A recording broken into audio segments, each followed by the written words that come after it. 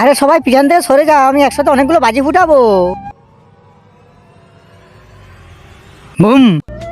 আরে শালা তুই কি পাগল হয়ে গেলি নাকি? আরে বাচ্চাদের মতন কি ছোটখাটো বাজি ফুটাচ্ছিস? এই দেখ। আরে এটা আবার কি ধরনের বাজি? এইটা বাস্ট হলে এটার মধ্যে আমার ছবি দেখা যাবে। ধুমার মধ্যে ছবি।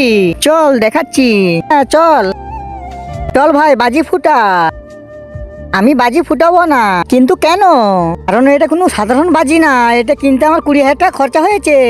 এটা ফাটানো দেখতে হলে তোমাদেরকে আমাকে টাকা দিতে হবে। টাকা দাও।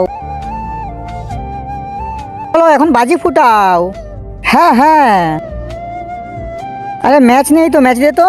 আমাদের কাছে তো ম্যাচ নেই। এখন বাজি কিভাবে ফুটাবো?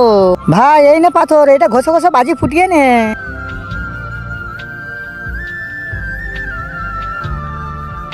আরে এটা দিয়ে কাজ হবে না ভাই, আমার কাছে একটা আইডিয়া আছে।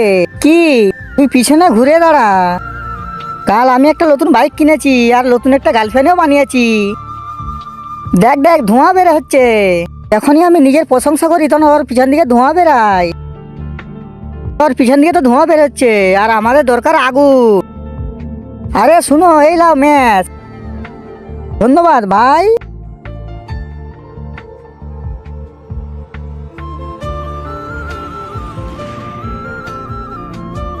আরে ধোঁয়ার মধ্যে তোর ছবি কোথায়? এখনই রেডি হবে, তোমরা সবাই চোখ বন্ধ করো। ঘৃণা করে মাকে ভালোবেসে থাকলে ভিডিওটা লাইক, চ্যানেলটাকে সাবস্ক্রাইব করে যাবে। না যদি লাইক সাবস্ক্রাইব করো বুঝে তুমি শয়তানকে ভালোবাসো। আর ছোট্ট করে একটা কমেন্ট করবে তুমি কার দলে। এবার তোমরা চোখ খুলো।